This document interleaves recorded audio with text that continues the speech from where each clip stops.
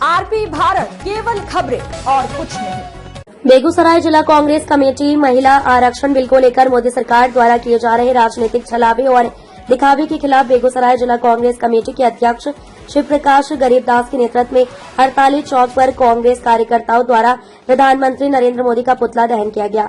इस अवसर पर जिला अध्यक्ष शिव प्रकाश गरीबदास ने कहा कि कांग्रेस पार्टी महिलाओं के सशक्तिकरण और उनके राजनीतिक भागीदारी की हमेशा से पक्षधर रही है। लोकसभा में वर्ष 2023 में महिला आरक्षण विधेयक को सर्वसम्मति से पारित किया जा चुका है, लेकिन वर्तमान सरकार इसे लागू करने में जानबूझकर देरी कर रही है और इसे चुनावी मुद्दा बनाकर जनता को गुमराह कर रही है। इस दौरान उन्होंने कहा कि कांग्रेस पार्टी का स्पष्ट मानना है कि यदि सरकार वास्तव में महिलाओं को अधिकार देना चाहती है तो बिना किसी परिसीमन और बहानेबाजी के वर्तमान लोकसभा और विधानसभाओं में तुरंत प्रभाव से महिला आरक्षण लागू करते हुए 50% आरक्षण लागू करें। केवल कानून बनाकर उसे ठंडे बस्ते में डाल देना देश की आधी आबादी के साथ अन्याय है और मोदी सरकार अपना जनाधार खिसकने के कारण जानबूझकर महिला आरक्षण विधेयक पर राजनीतिक साजिश के तहत चुनावी मुद्दा बनाने में लगी हुई है। कांग्रेस पार्टी ने देश का सबसे पहला महिला राष्ट्रपति, प्रधानमंत्री, मुख्यमंत्री, लोकसभा अध्यक्ष, मुख्य न्यायाधीश सहित अन्य प्रमुख पद पर महिलाओं को बैठाकर उनको सम्मान और अधिकार देने का कार्य किया है। कार्यक्रम में मौजूद कांग्रेस के पूर्व जिला अध्यक्ष अभय कुमार सिंह सार्जन ने मोदी सरकार के इस दोहरे चरित्र की कड़ी निंदा करते हुए कहा कि महिला सम्मान के नाम पर हो रही राजनीति को बंद करने की मांग की। कैमरामैन साहिब सिंह के साथ ब्यूरो मोहम्मद नबी आलम की रिपोर्ट। पास था उसको लेकर के जनता को दिग्भ्रमित करने का काम किया है और जब विभिन्न राज्य में चुनाव था और उस समय में ऐसा करना, पारित करना, ये मोदी सरकार को कहीं न कहीं जनता को दिग्भ्रमित करने का काम किया गया ताकि जनता दिग्भ्रमित हो और ऐसे राज्य में जहां उनकी सरकार वो जानते हैं कि नहीं बन सकता है और वहां की जनता को गुमराह करने का काम कर रहे थे मोदी। और इसका विरोध हुआ बहुत जगह। परिसीमन के नाम पे जो है सो हम लोगों ने परिसीमन बढ़ाने का मांग किया। वो जहाँ तहाँ सीट घटा रहे थे, जहाँ उनका शासन नहीं हो रहा था वहाँ सीट घटाने का वो काम कर रहे थे।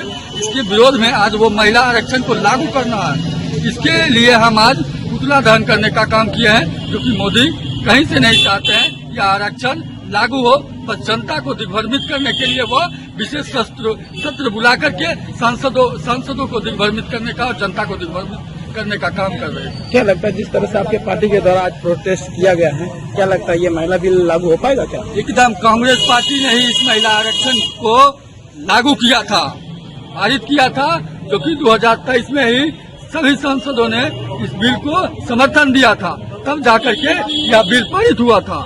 लेकिन आज मोदी सरकार जनता को दिग्भ्रमित कर चुनाव जीतने में ऐसे हथकंडों का प्रयोग कर रहे हैं, ईडी सीबीआई का प्रयोग कर रहे हैं। और कांग्रेस पार्टी महिला आरक्षण के समर्थन में कल भी थी, आज भी है और कल भी रहेगी। इसलिए मोदी सरकार को साफ चेतावनी है कि महिला आरक्षण जो लागू है जनगणना करवा करके लागू करें।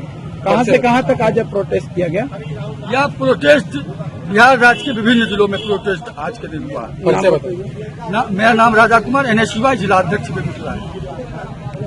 पुतला दहन है। पूरा देश जान रहा है कि महिला विधेयक बिल 2023 में ही पूरे भारत में सर्वसम्मति से सभी दल के लोगों ने लागू कर दिया था और ये मोदी सरकार झूठी दलील दे रही है। और उनकी दलील है कि जो हम महिला विधेयक तभी लागू करेंगे जब तक देश में नया परिसीमन नहीं होगा।